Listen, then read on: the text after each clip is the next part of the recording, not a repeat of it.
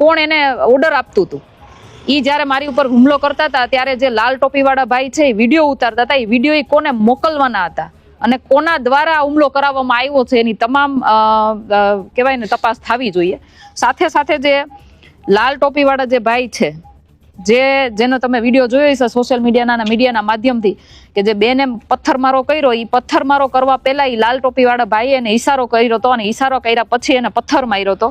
એ લાલ ટોપીવાળા ભાઈ એનું ઇન્સ્ટાગ્રામ આઈડીમાં હું તમને એના ફોટા સાથે બતાવું, એનો ફોન પણ તમે જોઈ લેશો.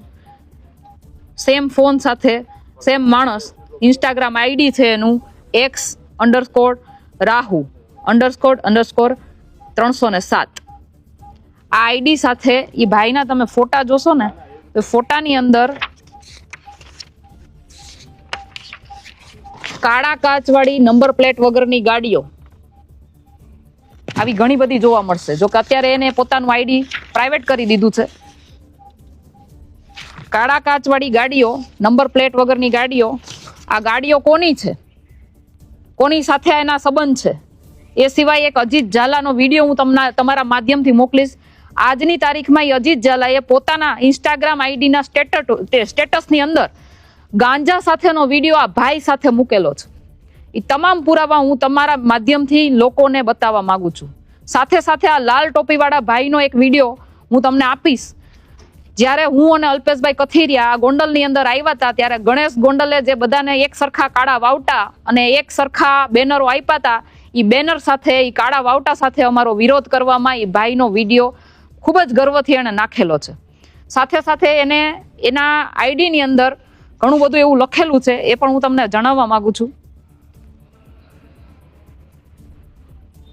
એનું જે ઇન્સ્ટાગ્રામ આઈડી છે, એ ઇન્સ્ટાગ્રામ આઈડીની અંદર ગાંડો ગરાસિયો જે નામ ગોંડલની અંદર ખૂબ જ ફેમસ છે, આખું ગ્રુપ ચાલે છે અને આ ગણેશ ગોંડલના સમર્થનમાં આ લોકો કામ કરે છે, બીજેપી સાથે સંકળાયેલા છે. ગાંડો ગરાસિયો, નીચે એને લખ્યું છે એના બાયોમાં, સારી ઉંમર નિકલ ગઈ इसी खेल में 2 दिन બહાર 4 दिन જેલ में. ત્યાં સુધી બરાબર છે, તમારા જે ધંધા હોય તમે કરો, અમને એનાથી ફરક નથી પડતો, આ પોલીસ તંત્રને ફરક નથી પડતો, કરવા દે છે કરો. પરંતુ એના પછી એને લખ્યું છે ક્ષત્રાવટ. અરે ભાઈ, ક્ષત્રિય કોને કહેવાય ખબર પડે છે?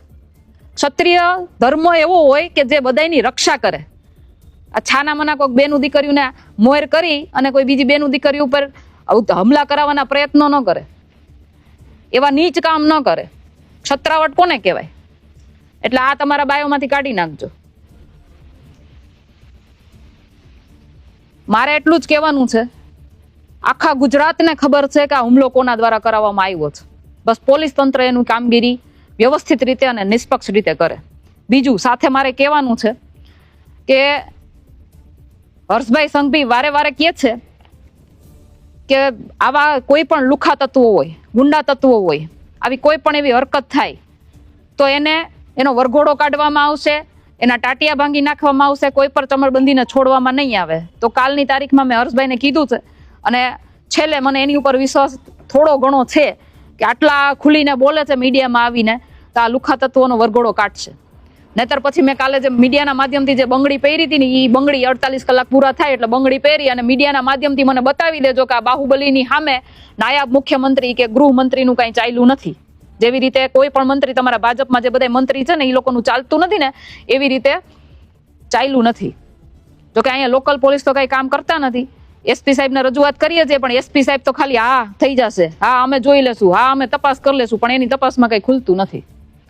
એટલે છેલ્લે હું હર્ષભાઈ સંઘવીને એટલું કહું છું કે તમારાથી થાય તો કરજો, ન થાય તો 48 કલાક પૂરી થાય ને એટલે બંગડીઓ પહેરીને મને મીડિયાના માધ્યમથી કહેજો. એટલે હું તમારી પાસે બીજી વખત કોઈ ફરિયાદ લઈને કે કોઈ અપેક્ષા લઈને નહીં આવું. અને આ ગુજરાતની દીકરી તરીકે તમને કહું છું કે ગુજરાતની દીકરી આ ન્યાય માગે છે.